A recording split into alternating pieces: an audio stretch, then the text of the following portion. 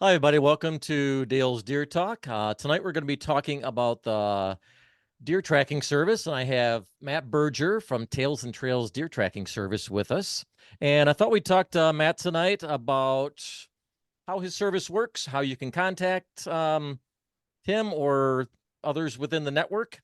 So yeah, if you'd like to introduce yourself, Matt, and tell me something about yourself and what got you into doing this.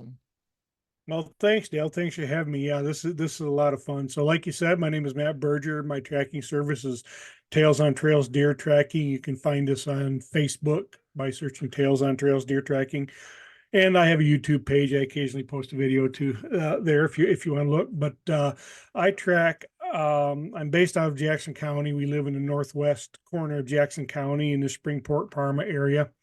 And I track Jackson and all of the surrounding counties, as needed. And Baru, that's my bloodhound. I track with a bloodhound. She and I started tracking. Our first season was in 2022, so Okay. we're pretty new to it, Mhm. but we're very committed to it. And we have a lot of fun, and we're learning a lot. And we like to seize these opportunities to share information for hunters Right. that can help them recover Yeah. deer and help us help them, so to speak. So Yeah, that's yeah, why when I started talking to you the other day, that's why I thought this would be kind of beneficial to a lot of hunters because even yeah, though a lot of hunters have your use services like yourself, a lot of people are still new to the tracking service and things that yep, you and others within the network do offer to hunters. So I thought we would just give a little overview of what certainly. hunters can expect and how to contact you and things like that tonight. Yeah, absolutely. And then in great opportunity. So, in the state of Michigan, there were 241 registered trackers last year. You have to be registered Okay. with the state of Michigan to legally track. So I'm a member of the Michigan Deer Tracking Network, which is a network of about 45, between 45 and 50 tracking teams throughout the state. Okay. Um, and like I said, all from the western UP all the way down here in Jackson County. I'm probably the furthest south guy in the network, but Okay. uh, and to get a hold of a tracker, there's lots of ways to do it. You can search, deer trackers on Facebook. There's a couple of, I'll call them a couple of primary networks in the state of Michigan, the Michigan Deer Tracking Network, which I'm a member of. And then there's Michigan Deer Trackers. Each network will publish lists, you know, late August, early September, somewhere in there, as they get their member Hmm. list finalized, and they're broken down by county. So, as being a member of the Michigan Deer Tracking Network, that's the one that I'm most familiar with and glad to talk about. And the probably the best way to get a hold of a Michigan Deer Tracking Network member is to download their app. If you go to your app store, well, whether it's your Google Play or your Apple Store, and search Michigan Deer Tracking Network or MDTN, you'll find an app there. Okay. And if you download that app, it's a free app, and it has a couple of features. You can find a tracker, and it will pull up a map with pins of all of the tracking teams throughout the state of Michigan, and you click on the pin and it will tell you a short bio about that tracking team. It will give you a link to their tracking page, Facebook page if they have one, Mhm. and you can call or text that tracker because it has their contact information. So that's the best way to find one where you are. Um, I think it's very quick and it's very handy. Is there a like a range that you will travel to, or do you heard of anything like that? Or Most trackers will travel, okay. just depending on the circumstances and how busy they are. I'm commonly, and most of us throughout the state are traveling, an hour away very regularly. Okay. Um, some will travel, heck, some of them travel down to, Indiana, Ohio, Kentucky. There's some guys that go to Kentucky every year because they start earlier, Okay. but most of us will travel for sure. Yep. Okay. So let's give a little rundown as far as somebody that's never used one of your services before, never been on the network, is out hunting, and so he shoots a deer and it's tracking for a little bit, or maybe he gets down, there's really no blood trail, or he loses the Hmm. blood trail. Hmm. What next step should that hunter take now? Is there any do's or don'ts? Oh, What would you? sure. Yeah. Yeah. You know, and I would tell you that the tracking relationship, and I'll get to the root of your question, but if I back up a little bit, Sure. the tracking relationship or the relationship with your local tracker can start now. Mhm. While you're setting your stands and shooting your bow and preparing that way, preparing for the Mhm. moment of the shot, be Okay. thinking about the moments after the shot, just what you talked about, Dale, in knowing your tracker. So there's two things you can do, and one is to get to know your neighbors to ensure that you have Right. permission to track on their property should you need to, and then two is you've downloaded the app or you've got the list, find the tracker near the area where you hunt, call them up, get to know them. Do that now. Do it over Okay. the summer and have that so when you need them in the heat of the moment, you know exactly who to call and they will know you. So, specific to your point of, when to call, what do they do? And very, very good question and very, very common question because dogs are not magical. They are very, very good, but they Mhm. are not magic. And when should you call a tracker? I will tell you the first instant you have an inkling that something's not right. you know, and that could be the minute the deer runs out of your sight because oh no, I hit him back. What do I Yeah. do? Call your tracker from the stand. I've had a couple of guys do that to me last year, and Okay. one guy I tracked for him twice, and he did the same thing both times. Called me right away, and we had their deer recovered, and one of them was in 6 minutes. Hmm. Um, because he handled the track perfectly. So, the minute you think something is off, or you are tracking your deer, you have blood and you're tracking your deer, and you find yourself transitioning from tracking to searching. So you're tracking blood, and then all of a sudden you find yourself searching for blood. When you find yourself in that search mode, stop, call your tracker. The other thing I would recommend for people is I call it the 150 rule. I didn't make it up. I just adopted it. The 150 rule. So if you are tracking your deer and you get 150 yards into the track and you Yeah. have not recovered your deer, whether you have blood or not, I say you need to pause and reconsider the circumstances because a deer that is smoked, drilled, all of the things we like to say is typically dead within 150 yards. And if you Right. haven't found the deer, something is probably different than what you think it is. And you need to replay the circumstances and consult somebody. Maybe if you call your tracker, he may say, "Hey, as long as you have blood, keep pressing," or "Hey, stop." Go out in the whatever it's very situationally dependent. But those are the three things. Or I guess the fourth, if you get down and you get to your arrow, or let's call it the shot site, Yeah. and there is no sign, and you walk to where you last saw deer, and there still is no sign, but you hit the deer, um, just by the way he reacted, stop and call your tracker. Right. And the reason that's important to your point of what they shouldn't do is contaminate the track by grid searching or wandering around and calling in all of their buddies Mhm. to help find their deer when you're not tracking the deer, because that contaminates the track. And the best case scenario, it can just be a small delay in a with by for the dog. Worst case scenario is it costs you the deer because the track is so contaminated the Right. dog can't sort it out. Well, from what you So told me sorry for so my far, long it way.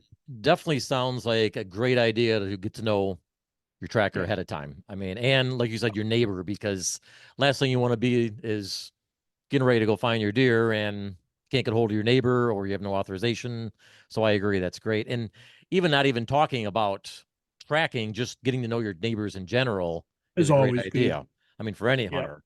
Um, relationships with your Absolutely. neighbors are so critical and just understated. I mean, a lot of hunters, and like you said, this is the time of year you should be out doing that. Yes. Yep. So that way, when somebody's calling you, you kind of have a knowledge about themselves, and the same thing with them, so we can take things off. Now, you said as far as what other factors will affect that? I mean, now as far as weather conditions, is what does that play in recovery time or even Yeah. with the dog in Yep. play? It sure can. What weather conditions equal, relate to scenting conditions, Right. or weather conditions impact scenting conditions, and scenting conditions is what we're interested in from a dog's perspective. So, Yeah. um, hot, dry, and windy conditions are generally speaking bad scenting conditions. Doesn't mean you Okay. cannot recover a deer. It means that they're bad scenting conditions, and the dog may have to work harder. It could take longer, and there could be more problem solving that has to be done. By the dog in those conditions, because that hot and dry and windy, it lifts the scent, it evaporates the scent, the wind Right. blows it away. So that's bad. On the contrast, cool, um, calm, and moisture is good scenting conditions, because cool for the obvious reasons. It's not baking, that's easier on the Right. dog, it's easier on us. Cooler air. Well, and I guess I'll speak to moisture, but moisture is really good because it holds the scent. The scent molecules attached to the moisture molecules, and it holds that scent. Where dry air, the moisture, there's nothing to for the scent to attach to. So Is a rainfall affecting that though, or are we yeah, talking? Okay, so that's yeah. So rain can be a good thing to a point, for okay. sure. If and that's a good thing to know. Don't track your, we'll talk about wait times in a minute because it's important, but Hmm. don't track your deer too soon on a what is a marginal hit, because there's rain in the forecast, because that rain can enhance the scent line Okay. and make it and be a good thing for the dog. Now you get 3 inches of rain in an hour, that's a little bit Well, yeah. different. That dilutes the scent. That can wash it away. But Right. remember, a dog does not track with its eyes; it tracks with its nose.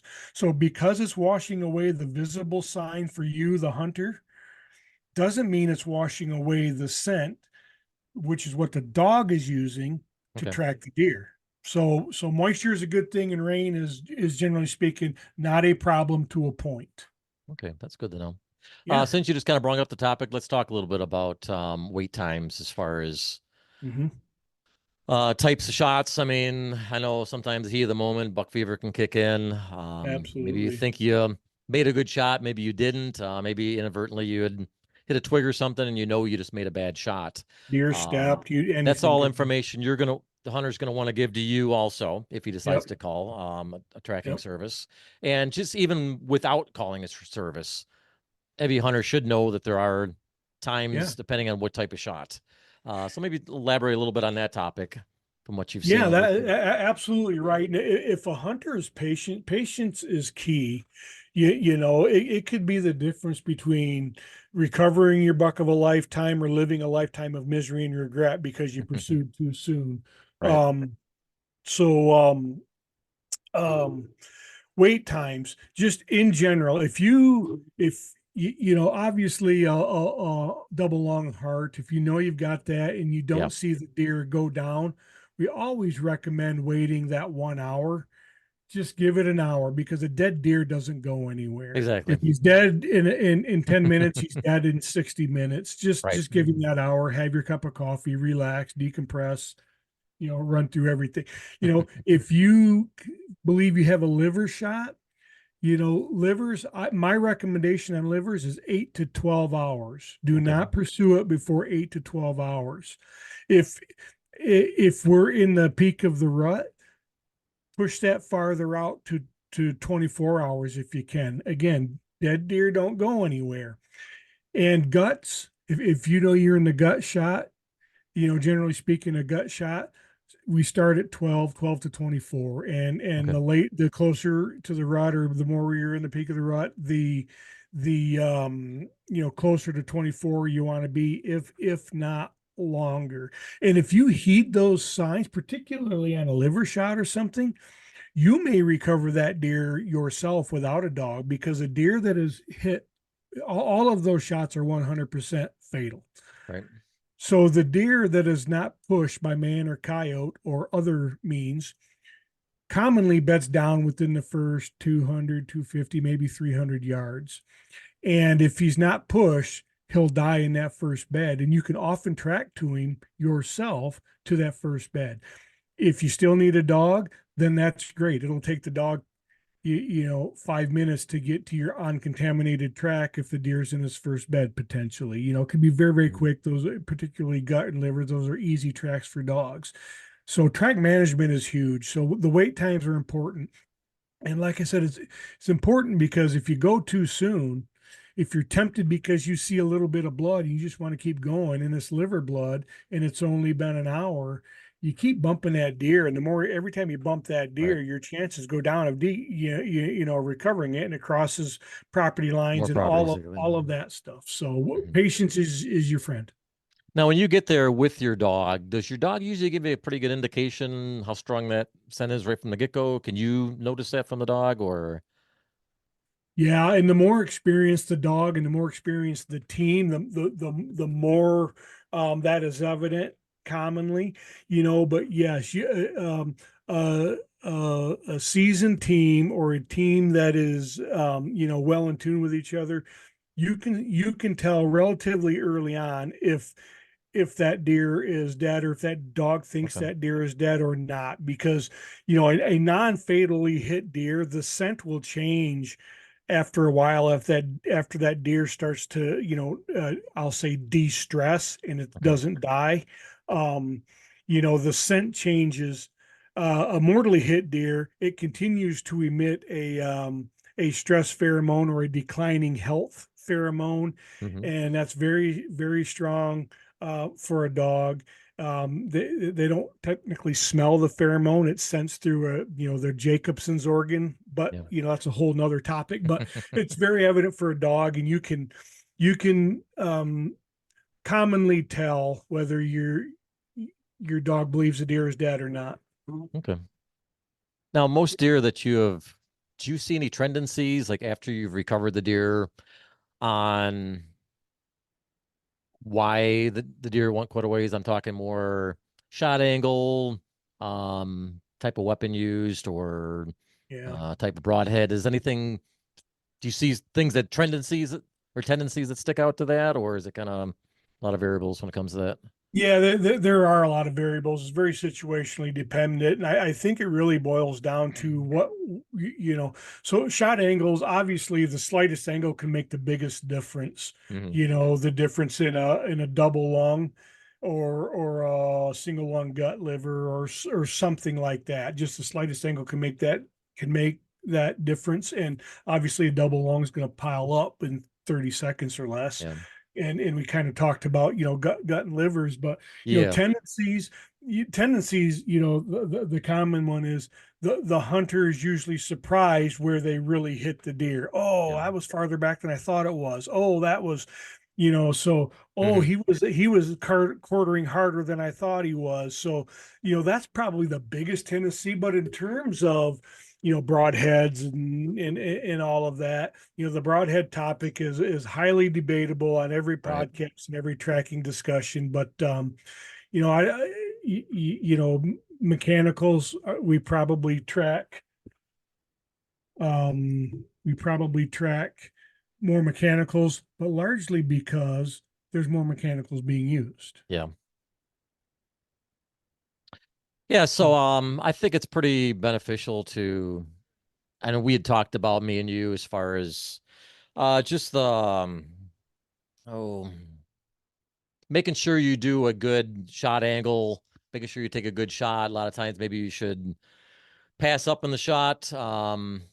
Just making sure that when you're in a tree stand or deer blind, that you're taking a high quality shot. Yeah. I mean, it's a responsibility of a hunter. Nobody wants to go home and say, "Well, I didn't get my big buck today," but nobody wants to go home either and say that I wounded one either. So it is a Yeah, yeah, responsibility to take a good ethical shot. Yeah, that's absolutely right. We can't control if the deer steps. We can't necessarily control that limb that we didn't see. There's a lot of things that we can't control, so we really should work to be disciplined enough to control what we can. Right. It's hard, but those shot angles are, quartering towards with the bow. Man, if you just really do your best to wait. Right. Straight on shots, those are very low recovery rates. If dead facing, trying to hit them straight in that brisket. Yeah. I would ask that you don't do that. It's not my business to tell anybody what to do or Right. what shot to take, but I will tell you that those dead facing shots is a low percentage recovery. They're a low percentage shot. Right. I would ask that you reconsider that. Quartering bone is horrible. Scapulas are more powerful than a lot of people think. Back in the day, Muzzy, bone crusher. You can blast your bone, man. Don't don't try to do that intentionally. If you happen to hit bone because of something you can't control, that's one thing. Yeah. But intentionally taking something, a questionable shot angle, that I can had cause. recently got a chance to interview two Hall of Fame archers, MR James and Tom Oh Nelson, and we had yes. talked about that topic. And I mean, both agree shot placement is responsibility of every single hunter out there, and both of them would Yeah. agree broadside, quartering away are your only two shots, and they both say right Yeah. out. I mean, pass the shot if you don't get that. I know Tom was even talking about you get to a certain extent too, even with the tree stand height, you get too high. Now all of a sudden you're possibly going to single lung rather than a dual. So a lot Yeah. of Oh factors yeah. go into play in that, you know. 100%. We talk about angles. You get 30 foot up in a tree at a deer Mm-hmm. that's quartering towards you at 10 yards. You got all kinds of compound angles now. Right. And like I said before, the slightest angle can make the biggest difference. And Mm-hmm. single lung deer can live a normal Yeah, they can go a life. long ways. Yeah, and They, or they like you may said, not die at survive. Right. all. And they're Yeah. they're tough to recover. Yeah. So that's one thing I've always tried to focus on, especially my page itself online, where it's like,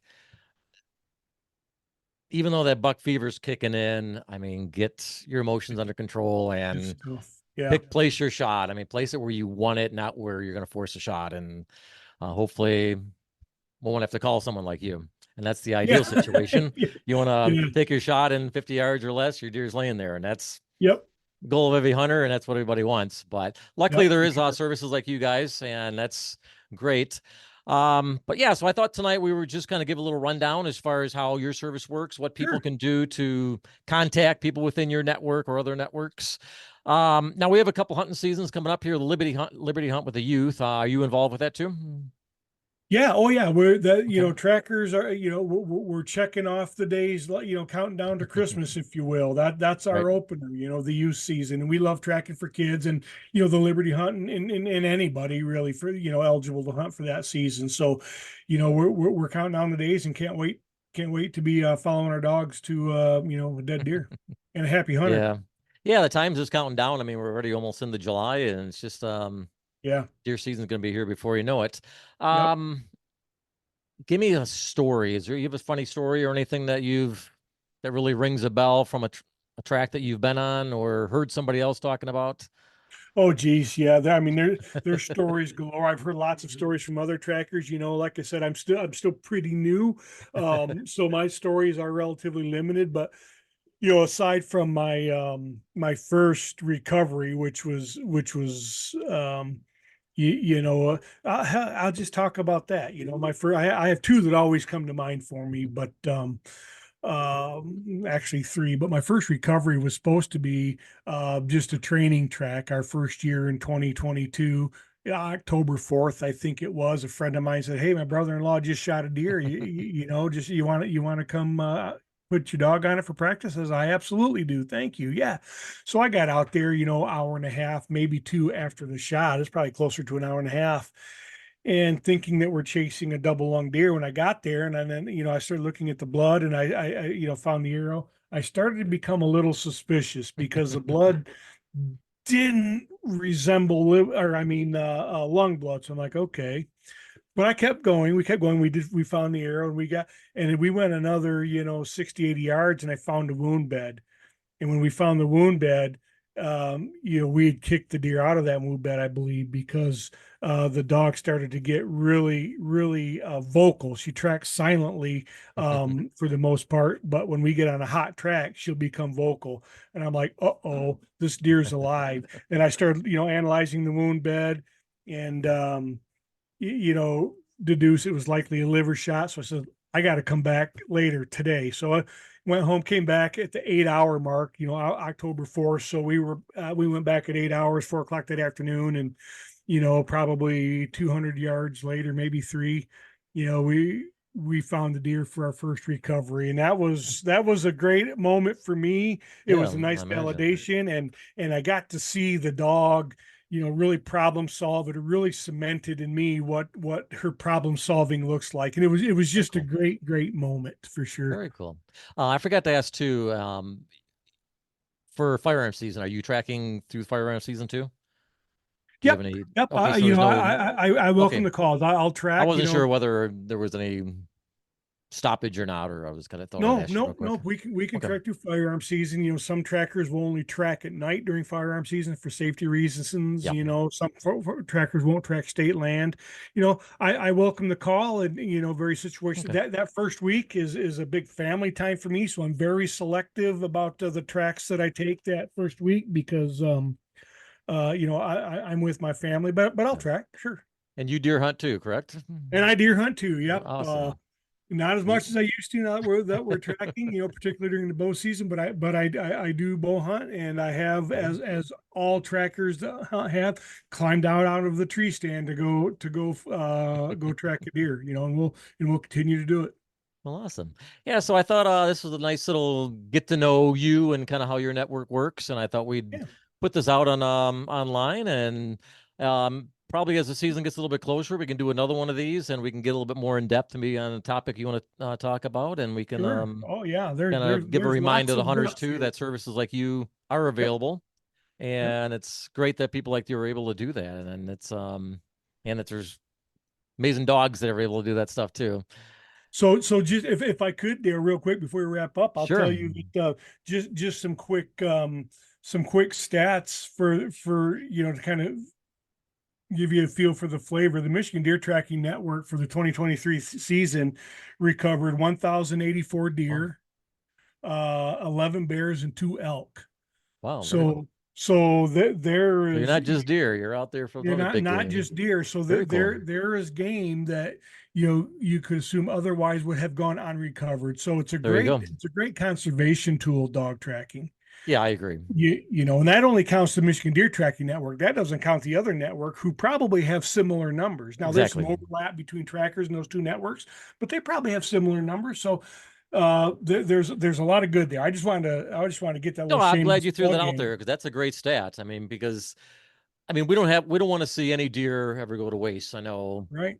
and that's a goal of every hunter. But I think that's awesome that, like I said, services are available that we can increase the odds that every deer that is shot is recovered, and that's Yep. great that you guys are able to do that. Anything else you want to throw out there real quick before we go? Anything? No, I think from an overview perspective, it's been a great conversation. Yeah, You and I know, thought because I I get a lot of people that'll message me throughout the season or even just prior to it. Hey, I just shot a deer. I saw you had posted a post about the network, and they want me to email that. And that's why I yeah, thought when we were talking, I'm like, we should do something like this to just give a heads up to some people, and then we'll do another one yeah, right before the season starts because awareness. a lot of people Awareness. do know about your services, but I know a lot of people are really still fresh on how things work within your Yep, network and other networks across the state and country for that matter. yep, And so yeah, I thought that was a good little overview tonight because we'll hopefully I should be able to get through one of you guys when your new list comes out. I'll go ahead and get that posted for everybody and sure, yeah, give a heads absolutely, up. But yeah, thank you for being here tonight, and gladly. we'll talk to you more before the season begins here. And like I said, the youth season is going to be here before you know it. It sure And will. right now, we just got to deal with the hot weather outside. Yeah, yeah. Hard to think about sitting in a deer stand when it's 93 degrees, Yeah, it's not the humid ideal as crap, but situation, but it's always on but our mind though, deer hunting. That's what it's yeah, it all sure about. is. Yep, yep. Well, thank you, Matt. I appreciate your time with me tonight, and we will definitely be talking again before the season starts. Sounds great, Dale. Thanks for having me. Glad to do it. Thank you very much, and I appreciate it. Talk to you soon, pal. All right.